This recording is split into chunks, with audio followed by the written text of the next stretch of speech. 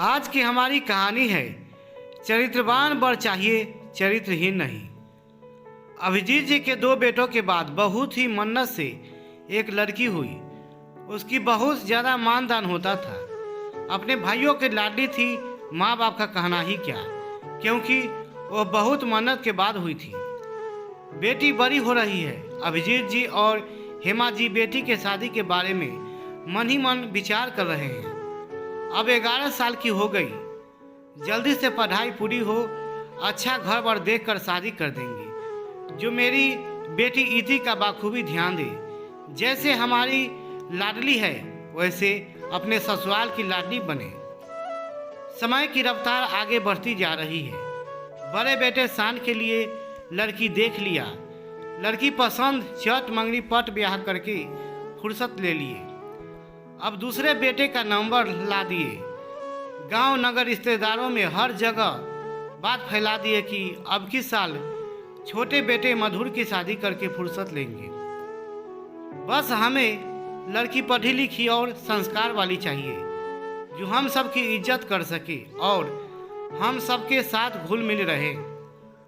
हमेशा मेरे घर में खुशियों का माहौल बना रहे। हमें ज़्यादा सुंदर लड़की नहीं चाहिए।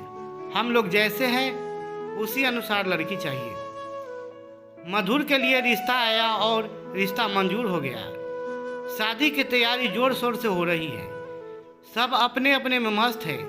शान के पत्नी के लिए बहुत ही अच्छा मौका और अच्छा माहौल था। उसके आने के बाद पहली शादी, वो भी देवर की, वो सबसे ज़्यादा खुश थी। शादी हो गई, नई नवेली दुल्हन घर आ गई। दोनों बहुओं में अच्छा तालमेल बना। दोनों एक दूसरे का सम्मान करती थी। अब बेटी इति का नंबर आ गया। लड़का ढूंढते ढूंढते सब परेशान हो गए। कोई लड़का ही ना अच्छा मिल पा रहा था। एक दिन अभिजीत जी ने अपने पास बुलाकर पूछा, तुम्हें कैसा लड़का चाहिए? तो इति का जवाब मिला, पापा चरित्रवान हो, चरित्रहीन नहीं। बेटी का जवाब मिला तो फिर सोचने लगे। मेरी बेटी बहुत बड़ी बात कह दी। बेटा एक चीज़ और बताना, यदि किसी लड़के को तुम जानती हो तो बेहिचक बता सकती हो। मेरी तरफ से कोई बंदिश नहीं होगी। नहीं पापा, ऐसा कुछ भी नहीं है। अगर होता तो मैं आपके बिना पूछे बता चुकी होती। फिर लड़के के तलाश में दूसरे दिन निकल गए। एक लड़का कोई बताया कि थोड़ा सा विकलांग है, लेकिन पढ़ा लिखा बहुत है, सरकारी नौकरी है। एक कमी के लिए कोई शादी के लिए नहीं जा रहा है। अरे तुम्हारा दिमाग खराब है, तुम क्या बक रहे हो? मेरी इकलौती बेटी है, जानबूझकर कैसे विकलांग से शादी करूंगा? इस बात को घर आकर अपनी बेटी से पूछे कि बेटी, किसी ने गलतफहमी में एक लड़का बता दिया। मैंने उसको खूब डांटा। बेटी ने इस रिश्ते को हाँ कर दिया।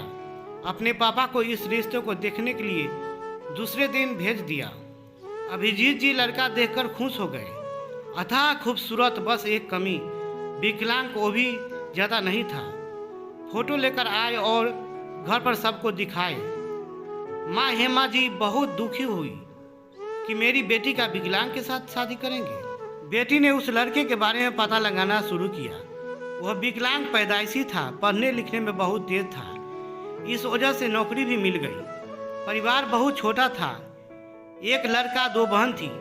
सारी जानकारी इकट्ठा हो जाने के बाद सबसे पहले उसके चारित्रिक दोष को पता किया। फिर शादी का शगुन भिजवा दिया। शादी तय हुई। सारे रस्मों रिवाजों के बाद जब लड़का और लड़की मिले तो लड़के ने पूछा, आप मेरे अंदर क्या खूबी देखी कि आप मुझसे शादी कर रही है? मैं तो एक विकलांग व्यक्ति हूँ। मेरे नौकरी के अलावा मेरे पास कुछ भी नहीं है। बस है तो दो बहन, एक माँ। बस इति ने बोला, तुम्हारे अंदर एक चीज़ मुझे जो अच्छी लगी वो है चारित्रिक दोष नहीं है, वही हमें चाहिए। कम से कम आप मेरी इज्जत तो करेंगे।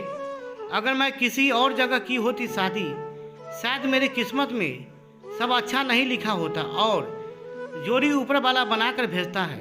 यहाँ केवल लोग माध्यम बनते हैं कि हमने बताया उनके लड़के की शादी या उनकी लड़की की शादी।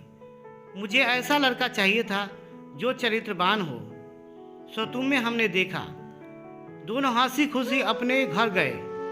अपने नए जीवन के सफ़र को आसान बनाने के लिए प्रेम विश्वास को आगे रखेंगे तो आपके हमारे रिश्तों में कभी भी दरार नहीं आने पाएगी। धन्यवाद। आशा करता हूँ कि यदि यह कहानी आपको अच्छी लगे तो अपने दोस्तों में शेयर करें। चैनल पर नए हो तो प्लीज़ सब्सक्राइब करें और साथ ही अपना राय कमेंट में बताएं कि यह कहानी आपको कैसी लगी।